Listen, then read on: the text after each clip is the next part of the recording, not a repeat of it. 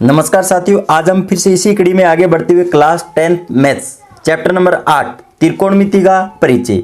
और आज हम विशेष कोणों के लिए त्रिकोणमितीय अनुपातों की जो सारणी है, अर्थात हम कह सकते हैं कि साइन 0 डिग्री का मान कितना होता है, कोस 0 डिग्री का मान कितना होता है। तो यहाँ पर हम सारणी का अध्ययन करने वाले हैं। तो इस सारणी को हम किस प्रकार से याद रख सकते हैं, और यहाँ पर देखिए साथियों, मैंने डिग्री और रेडियन दोनों के अंदर मान लिख रखे हैं। तो यहाँ पर हम विशेष रूप से 0 डिग्री, 30 डिग्री, 45 डिग्री, 60 डिग्री और 90 डिग्री पे मान है वो याद करेंगे। और किस प्रकार से याद करेंगे, और यहाँ पर एक तरफ मैंने यहाँ पर त्रिकोणमितीय अनुपात लिख रखे हैं, sine theta, cos theta, tan theta, cot theta, sec theta और कोसेक थीटा।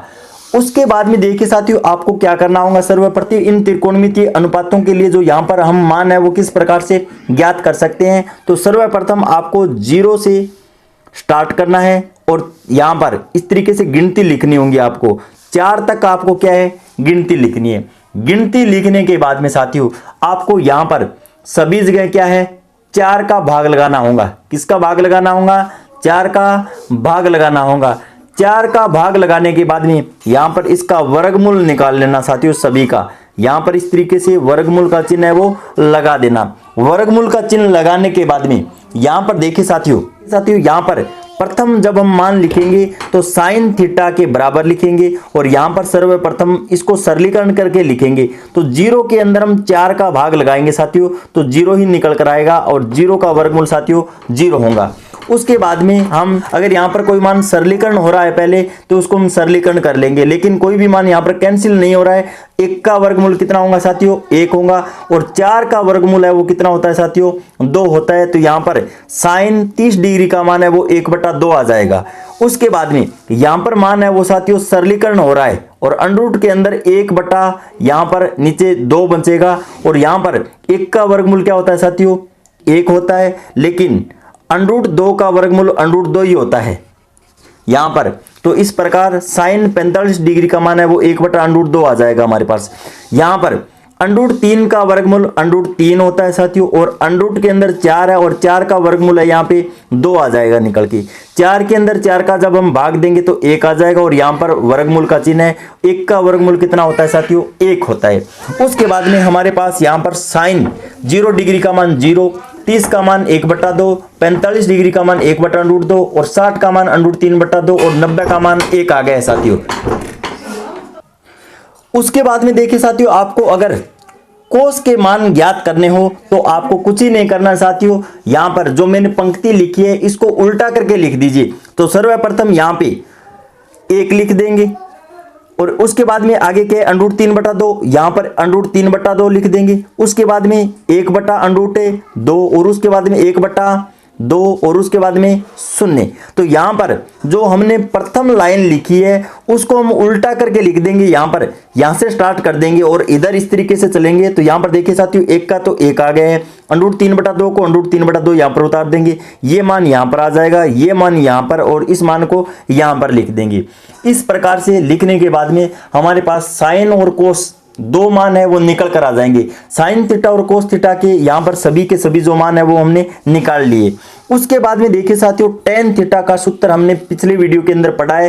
टेन थीटा बराबर होता है साथियों साइन थीटा बट्टा क्या होता है, कोस थीटा होता है। तो यहाँ पर इस मान के अंदर इस मान का हम भाग लगा देंगे तो 0/1। तो देखिए साथियों, 0 के अंदर हम 1 का भाग लगा देंगे तो यहाँ पर इसका रिजल्ट है वो साथियों 0 निकल कर आ गया है हमारे पास।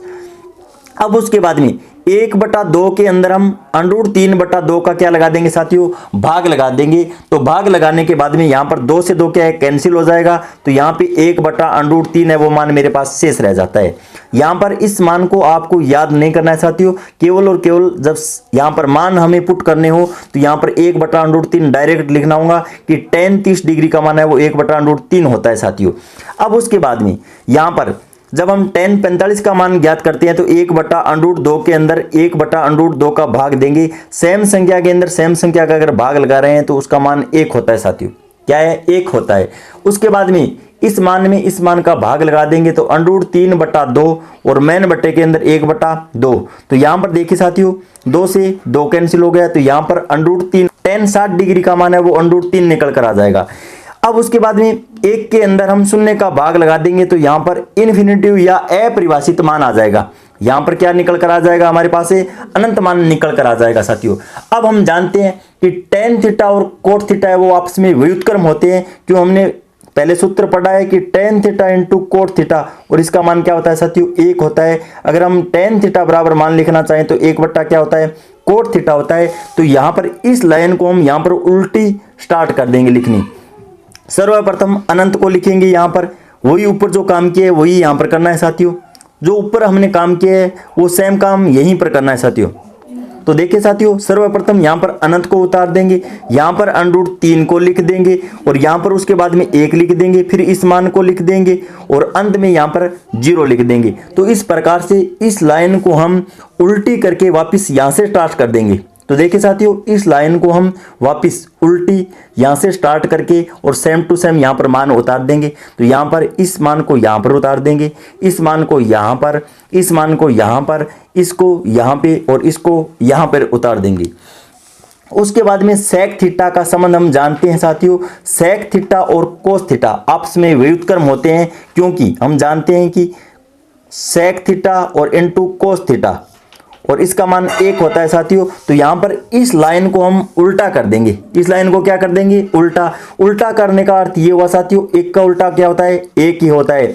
और यहाँ पे √3/2 इसको उल्टा करेंगे तो 2/√3 कर देंगे और 1/√2 इसका उल्टा √2 हो जाएगा और 1/2 का उल्टा यहाँ पे 2 हो जाएगा और 0।